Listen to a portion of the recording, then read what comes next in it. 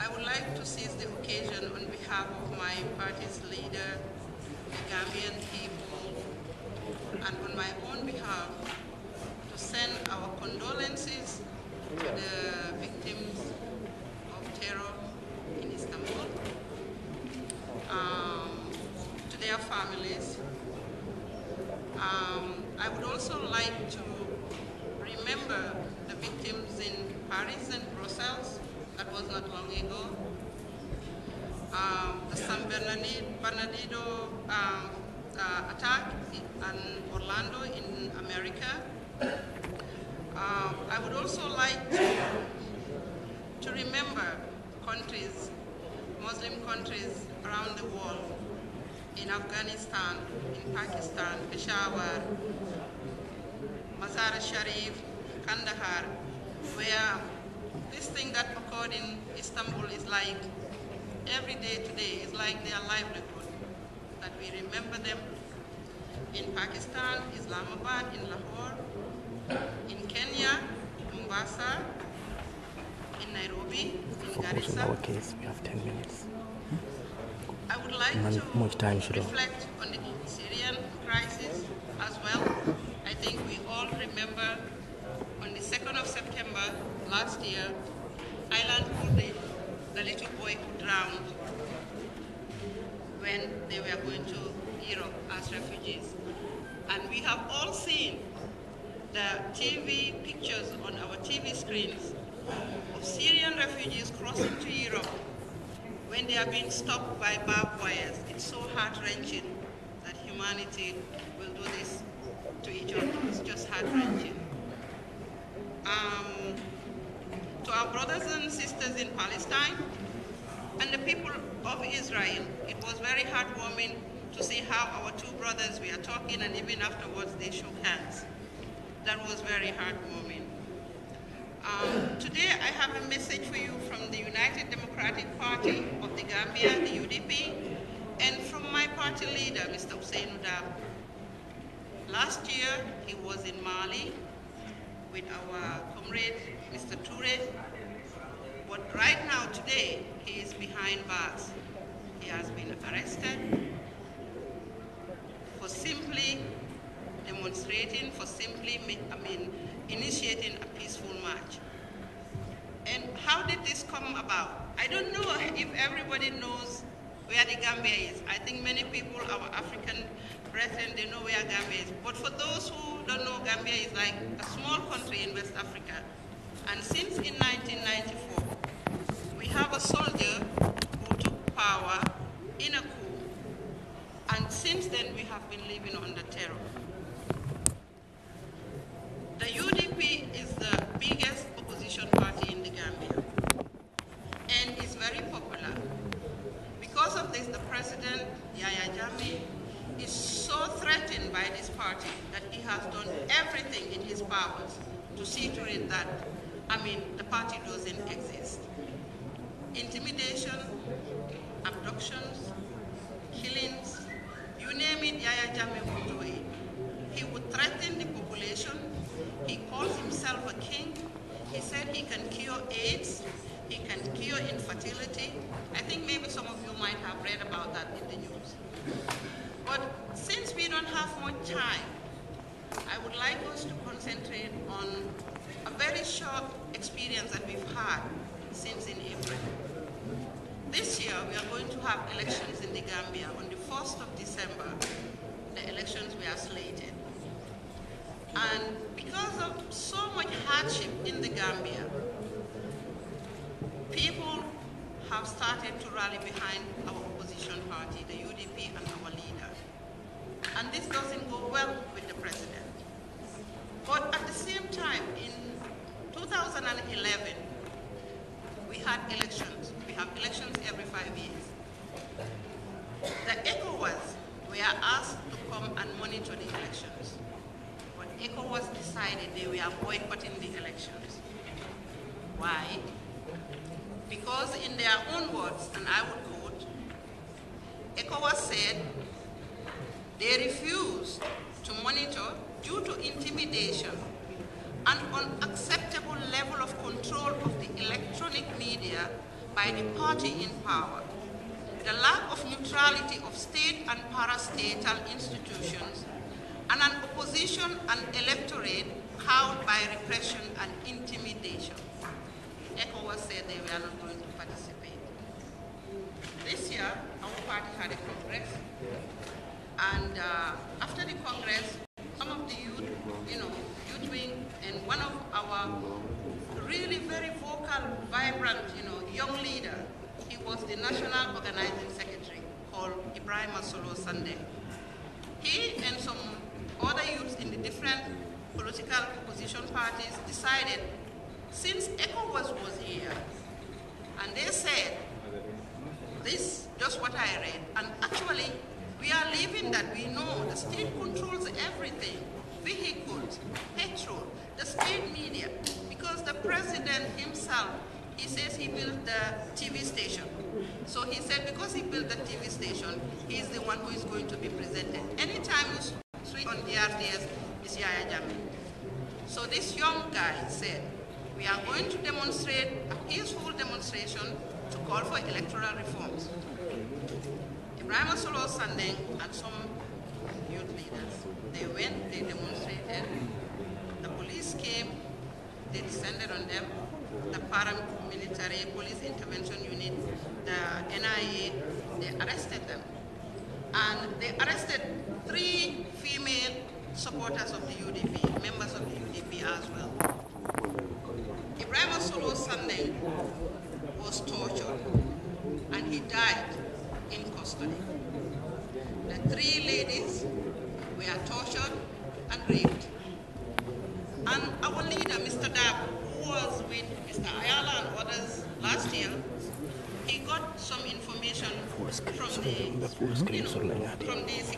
forces saying that Solo Sandeng, who you just elected as your national organizing secretary, has been murdered by the police. So he had a meeting with the executive, and then he called a press conference. At this press conference, Solo Sandeng demonstrated on the 14th of April.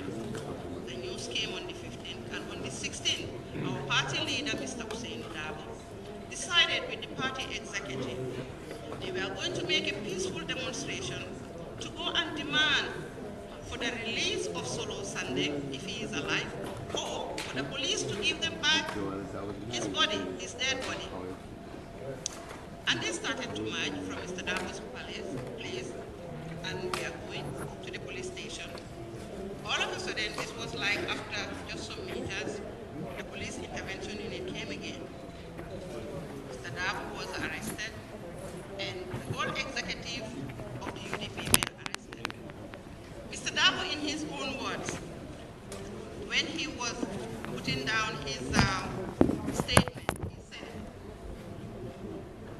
I was, while sitting on the floor of the truck, a police intervention unit officer in the truck hit me with a baton really hard on my head.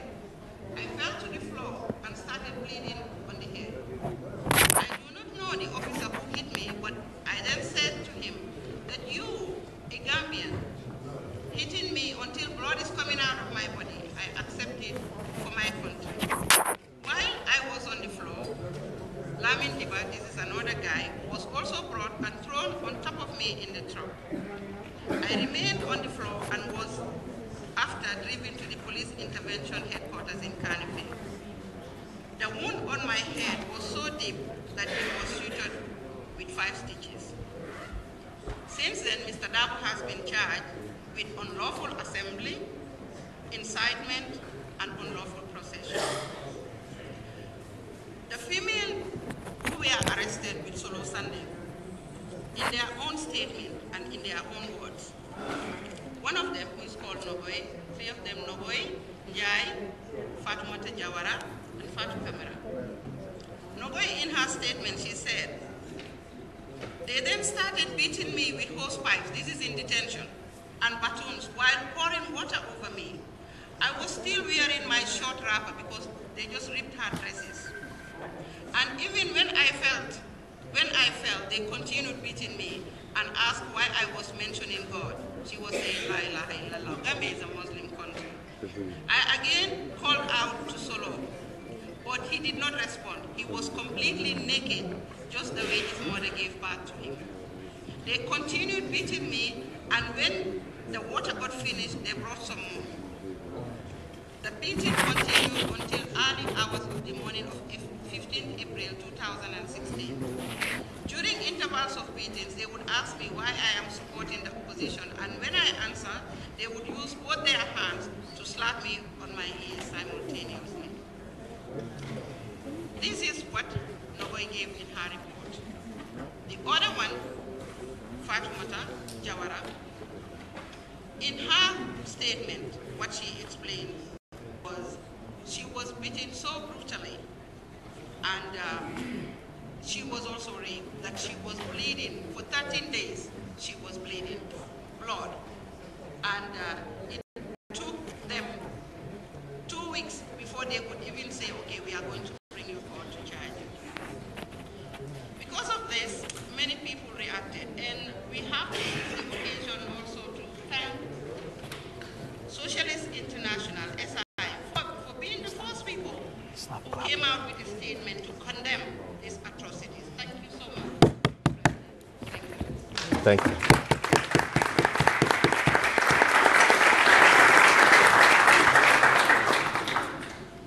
When that happened, then the African Union reacted, then ECOWAS also reacted, and even Amnesty International also reacted.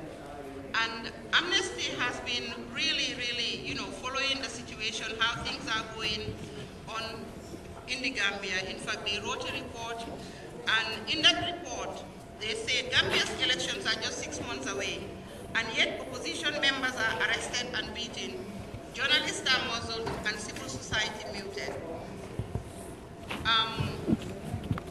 After that, on May 10th and 11th, supporters of the UDP who would go to the court to support UDP because they want to be present were arrested. Some were beaten and some were detained. The list that I have, and I really wanted to read the names of these people, each and every one, but because of the time constraint, they were about 105. Just to make sure that, they are not statistics, they are human beings. So how I would conclude this talk, because I say the time is going and I have to conclude, I want to make an appeal to this body. I think Socialist International can make a difference. And as people, we lose our humanity when we turn the other way. When we see oppression, when we see torture, when we see people are being dehumanized, we have to stand up and say no to that. We did in South Africa. Today, apartheid is gone. Yes, the South African people did struggle for themselves inside South Africa, but they had a lot of support. And I am so happy the president, he said he was a refugee in Sweden. You're coming from Sweden also. This time we are so glad I say they had. Sweden played a pivotal role in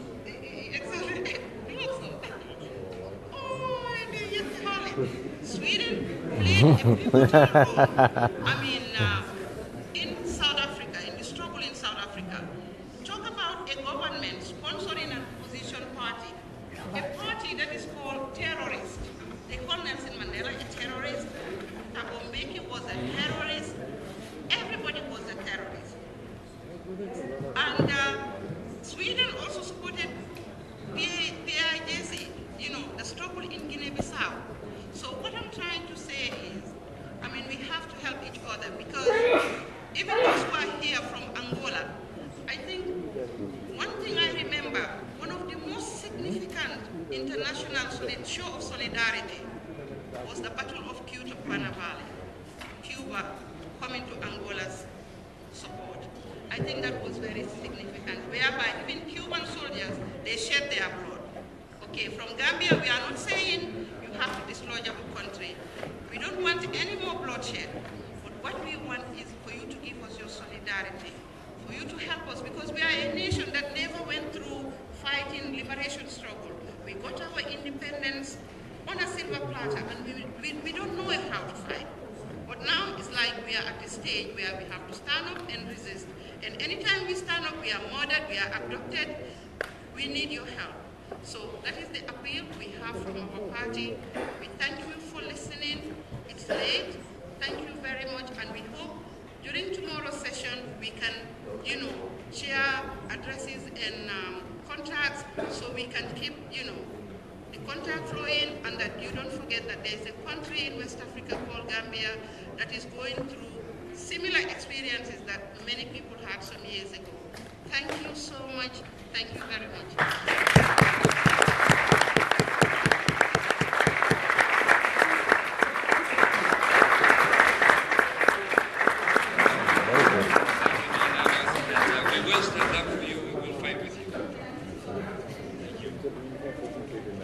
After that emotional appeal, I just want to agree that we need to fight more for democracy. Because many of us have lived through similar experiences. But now we are free. The evening we will be going to the delicates restaurant and have a drink with each other. And it is on this page, on this paper, everybody has it, how we get there. So we'll see you soon. 10 o'clock tomorrow.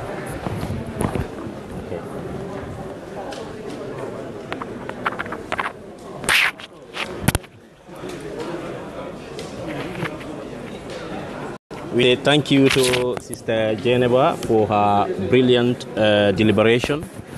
We thank her absolutely, because among all the delegation, it is our delegation that have a lady to address the General Assembly here. We have over 220 delegates from all the continents, Americas, Africas, Asias, Arabia, and the meeting is dominated by Palestine, the conflicts in Gambia, and other countries. Therefore, we are very proud of Sister Jainaba Bah. Currently, there are a lot of people taking pictures with her, because this is what Mr. Dabo's vision is. The UDP has to be relevant to everybody. The UDP has to be inclusive, and 42% of the UDP's executive are women. 42%. These are younger women and our mothers. Therefore, we want the faces of Gambian politics to change, and we want to be as inclusive and progressive as possible. And for this cause, every single Gambian is invited to the fight. Currently, it's not a party issue; it's a fight to gain the sanity of our country, and we have brought this to the doors of the Spanish, the Ghanaians, the South African delegations are here. The Guineans are here, the Malians are here, the French are here, the Tunisians are here, all the big players in Africa are here. And then some powerful European countries. To say that, as Sister Geneva says, if the world cannot give us arms to fight, but the world can do a lot of things for us. And some of those things will be explored. You can see Sister Geneva with a lot of women over there who are absolutely very proud that she was today's session, because we'll be back here tomorrow. She's the only woman to address this event. Therefore, on behalf of myself as the liaison officer to the Socialist International at the UN building here in Geneva, and with our comrade Yahya Jammeh from the US, and Sister Jainaba Bah from Sweden. Our Gambia delegation were late to come. If not, they were going to be here. And to every Gambian in diaspora, and also our hard-working militants all over the Gambia, and the wider well-wishers, Gambian well-wishers in the Gambia there, from the women, from back, we remember a lot of them. We don't want to start naming names, and these women are formidable, and they are working. And for Yahya Jammeh to know that this struggle, this battle line is continuing, we are not going to give up. Whatever you do, we are not going to give up. We will make sure Gambia gets its sanity back. The private sessions we have with the South Africans, the Angolans, the Guineans, and others are shocked that somebody could be arrested in broad daylight and be killed. And such a person, a leader of such a country, calls himself the president or even an Islamic in nature. And they are appalled by those who are helping Mr. Jammeh perpetrate all of this evil and barbarism.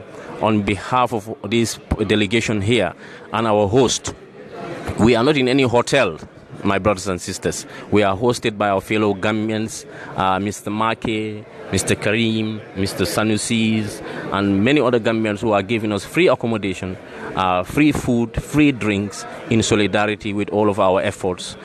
Thank you very much to them, and thank you to all the wider UDP members and our chairman, Mr. Alkali Conte, the Lamin Tunkaras for the logistics, Ibrahim Silas for their logistics, Mboj Sidikans, the Ibrahim Dibas, many others, and you have the Bambumas, the Mafujis, the Siakas, all of them. All of them, all of them. So Geneva has suddenly become a celebrity, according to Yahya Jammeh, who is, now continue the videoing. This is what we want. We want to push women into the forefront, because Lawyer Dabo has always says women have to play a prominent role in our politics, and that way we have to be brave to change the landmark and the face of Gambian politics. Everybody else out there who gave us their support, their donations to the UDP, all the media houses, the Fatu Radios, the Freedoms, the Disporium, the Kibaru, the Cairo, the Mafanta, the US Blasting News, and then many other medias out there. We can't just off-head switch them all off. The Jollof News, the Point newspapers, the Foroyas, all the Gambian media for talking about the UDP and the UDP militants and those detained. To tell Yahya Jammeh that Mile 2, we are aware of all the events in Mile 2 and everywhere, and these communications are going everywhere to know that oppression should not be hidden anymore. Oppression should not be taking place anymore. And all the Gambian civil society activists, we thank you and we are in solidarity with you. Yahya Dabo, we are tired now. We've been on this since 10 a.m. And right now it's coming to 7 p.m. in Swedish time. On behalf of everybody, with humility, great humility, we are taking our time, our own efforts and expenses for the Gambia. Not to get fame, not to get name, for nothing, but as patriotic citizens, to see that the Gambia is become one. We have become peace-loving and love each other and be tolerant for each other. And may God the Almighty endow us with such dignity, blessings, to see each other as people first rather than as any other thing. I thank you very much, Alhaji Suntu Ture. Yeah, do you have anything to say? Thank you very much. Baraka.